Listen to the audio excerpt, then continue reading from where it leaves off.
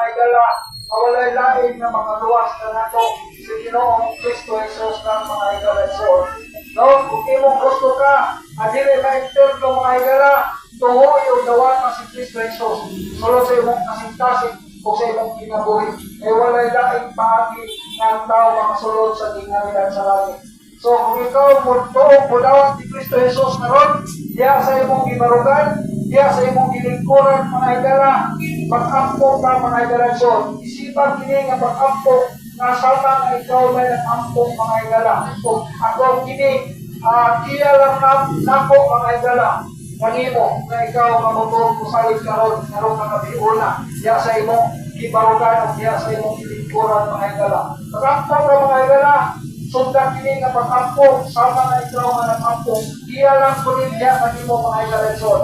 Amahan na mga Diyos, nga naa sa langit, amahan salamat sa kaluwasan nga imong gihatag, pinaagi sa imong bangkong anak na si Kristo Jesus. Ginoong Jesus, masayuhan kami sa among mga sala, ginuhi kami sa pinilong tubo, kanimo Ginoong Jesus.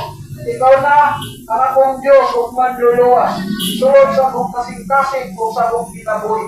Salamat sa kaluwasan nga imong gihatag Ginoong Jesus.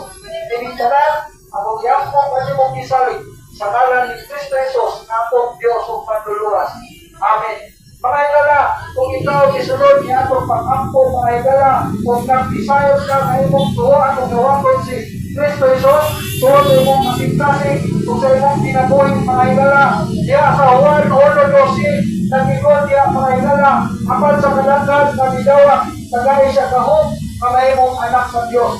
So, nahimo na kang anak sa Diyos, karong takna sa gabi mga igala, kung ikaw bidawat ni Kristo Jesus, niya imong Diyos o manluluwas, sulod sa imong kasing-kasing o sa imong kinabuhi mga igala.